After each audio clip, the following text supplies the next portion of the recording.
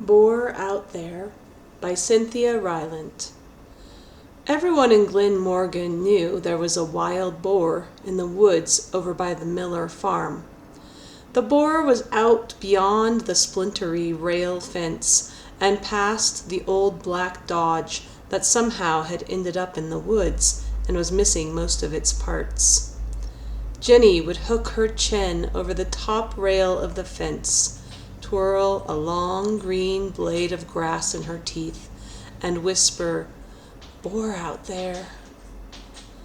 And there were times she was sure she heard him. She imagined him running heavily through the trees, ignoring the sharp thorns and briars that raked his back and sprang away trembling. She thought he might have a golden horn on his terrible head. The boar would run deep into the woods, then rise up on his rear hooves, throw his head toward the stars, and cry a long, clear, sure note into the air. The note would glide through the night and spear the heart of the moon. The boar had no fear of the moon, Jenny knew, as she lay in bed listening. One hot summer day, she went to find the boar. No one in Glenmorgan had ever gone past the old black Dodge and beyond, as far as she knew. But the boar was there somewhere, between those awful trees, and his dark green eyes waited for someone.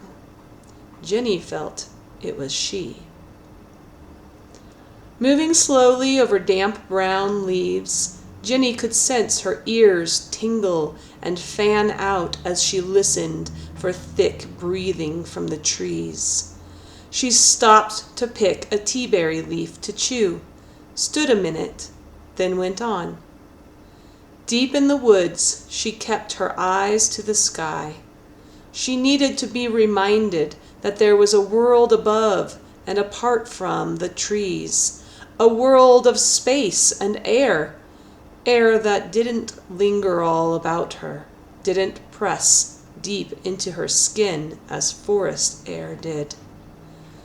Finally, leaning against a tree to rest, she heard him for the first time.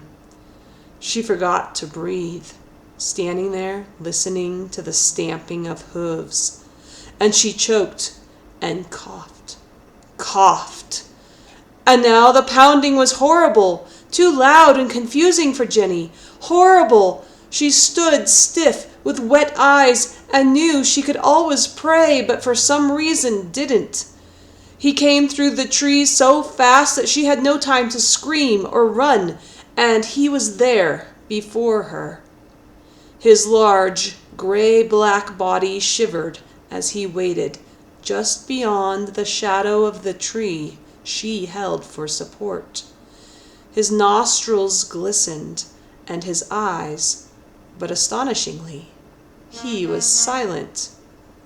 He shivered and glistened and was absolutely silent.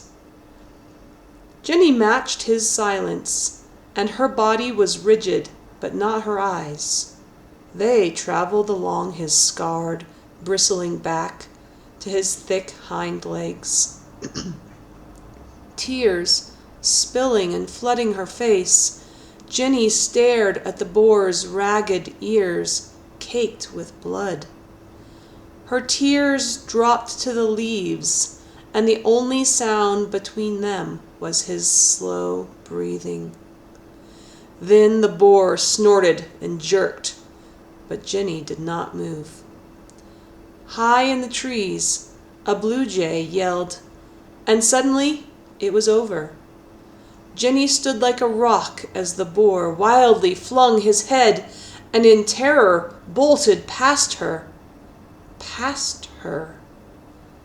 And now, since that summer, Jenny still hooks her chin over the old rail fence, and she still whispers, "Boar out there."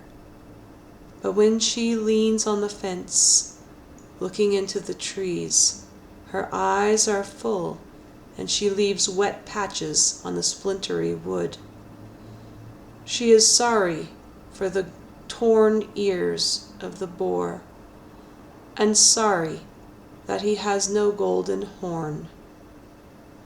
But mostly, she is sorry that he lives in fear of blue jays and little girls, when everyone in Glenmorgan lives in fear of him.